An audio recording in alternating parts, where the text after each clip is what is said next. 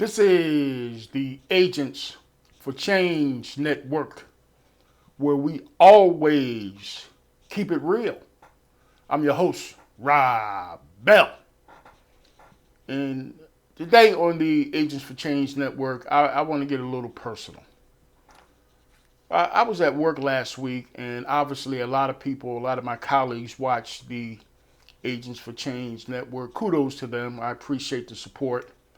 But one of the things that one of my colleagues said to me was, Rob, you better be careful because the information that you are putting out is going to start to piss people off. And so in that vein, you better maybe squash it down a little bit. Let me tell you something, man. I'm not squashing nothing down. And I'm not holding and biting my tongue about anything that I talk about. I've been on the videos and doing my thing with regards to what I talk about in the light of social justice since 2005.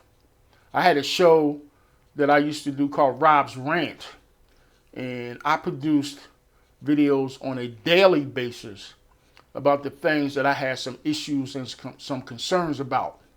And I produced and published them on a daily basis. I got away from that and I kind of ratcheted it down a little bit and I got to a point where I stopped doing them totally.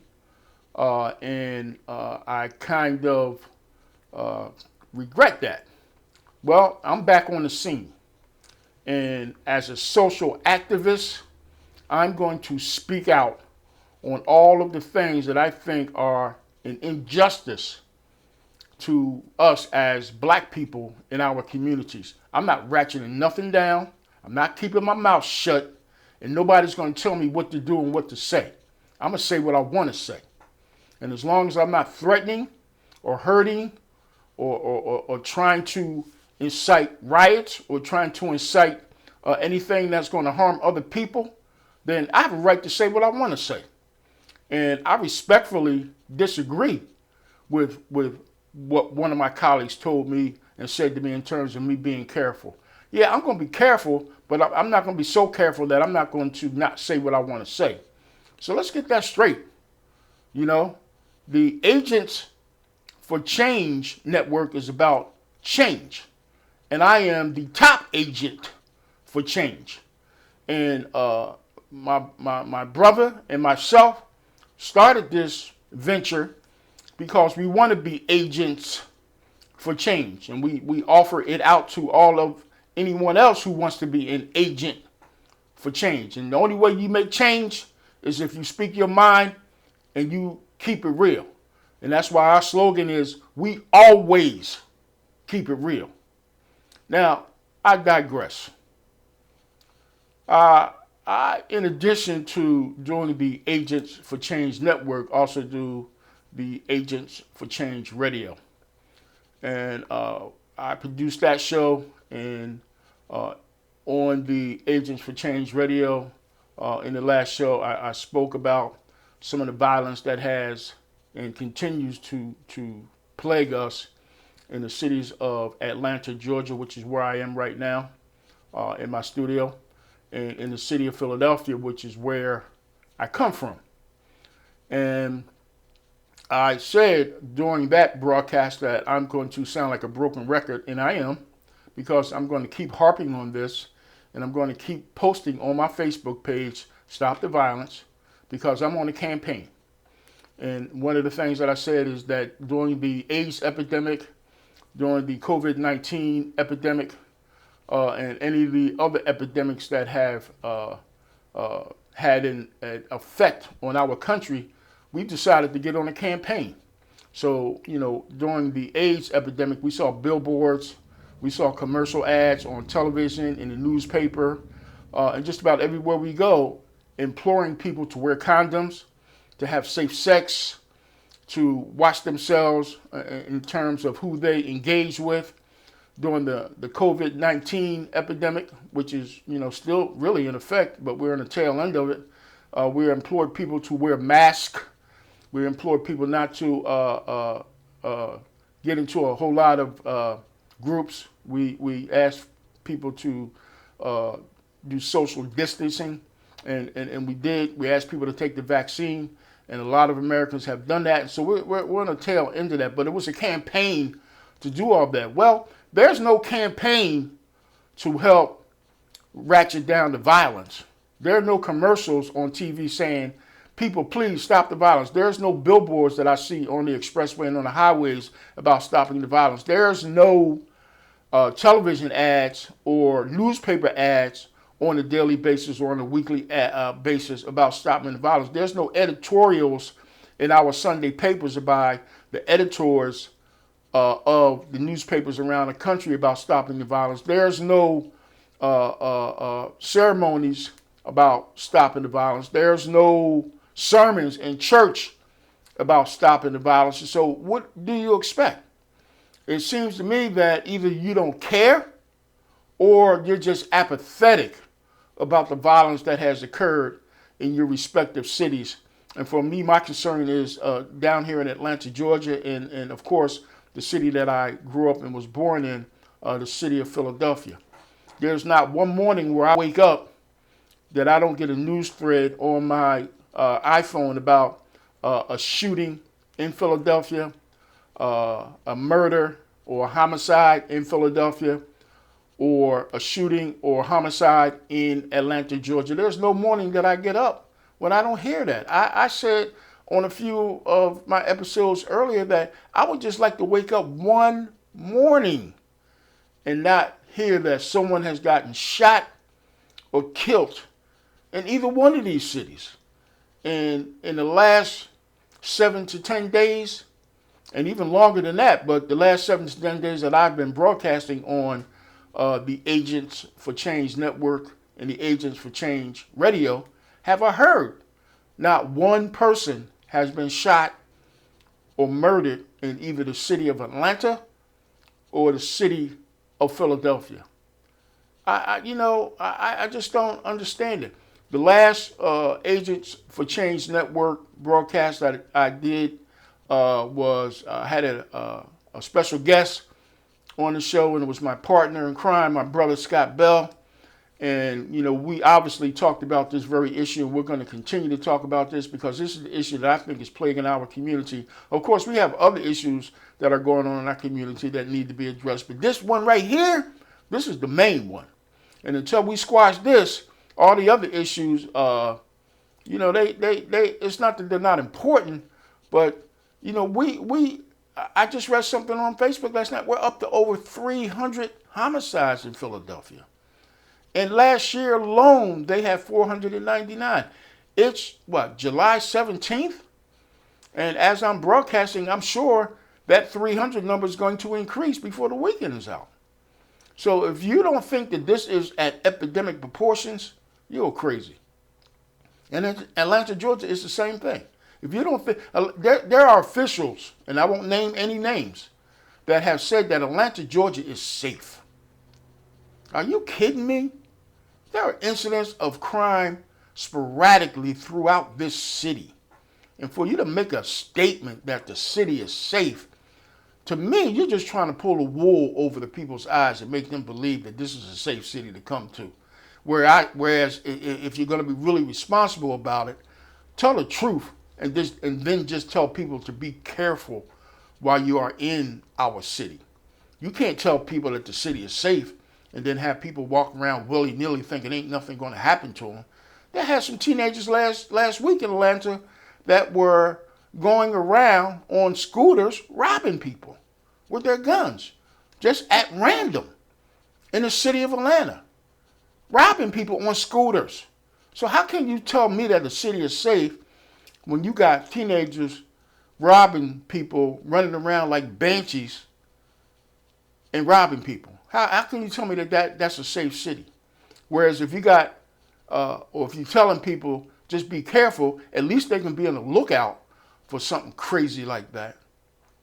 We talk about the random violence on a continuum, but more so what I want to start moving forward and talking about is what can we do in terms of some of the solutions we can come up with and help people and help our community get better with what's going on. You know, the Agents for Change Network was or is a tool or mechanism that's going to provide people with information and educate people about what's going on around you. Some people don't even watch the news. Some people don't even read the newspaper. A lot of the information that they get, they're either getting on their cell phone or they're getting word of mouth from people in the community. So they, to a degree, know what's going on, and they know that the city is violent, but to the extent of violence, I don't think they know. You know, so I think it's our responsibility, my responsibility as an agent for change, to inform the people that we are living in dire straits.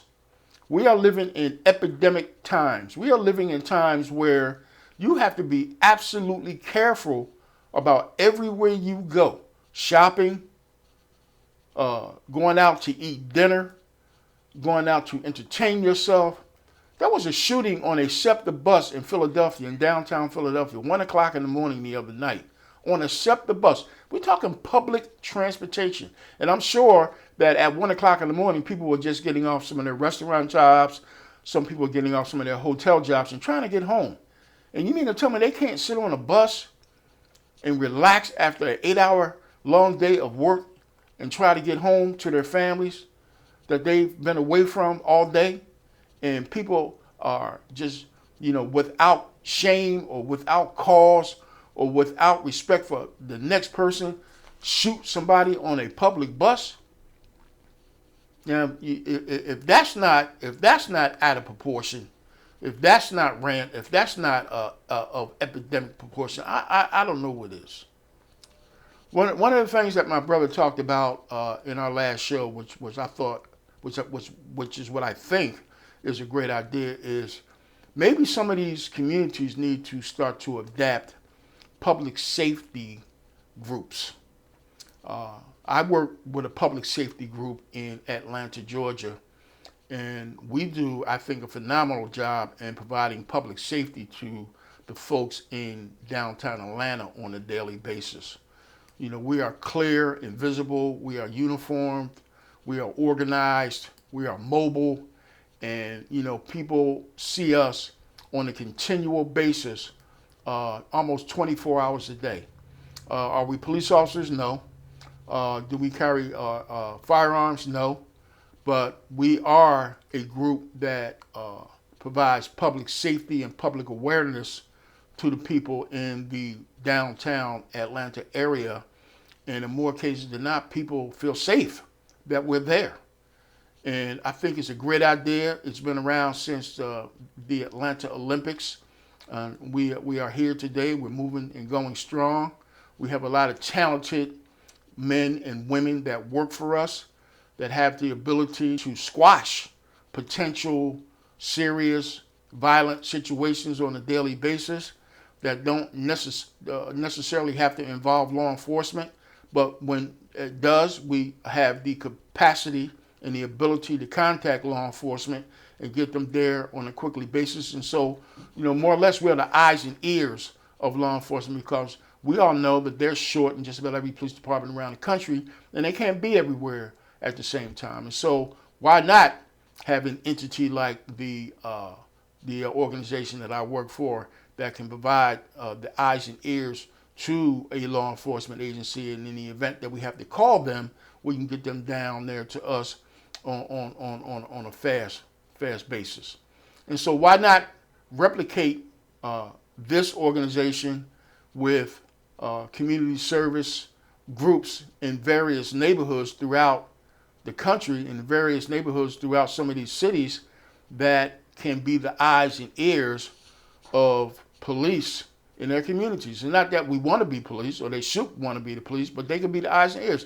It's akin to having community watch groups, and you put out a set of dedicated people, and you give them radios, you provide them with uniforms, and like us, we ride bikes, we ride trikes, we ride segways, and so we're mobile. And so we can get through the community on a fairly quickly basis. And why not provide that same type of mobilization to the folks that you employ as community service people? Don't make it on a volunteer basis. Pay them.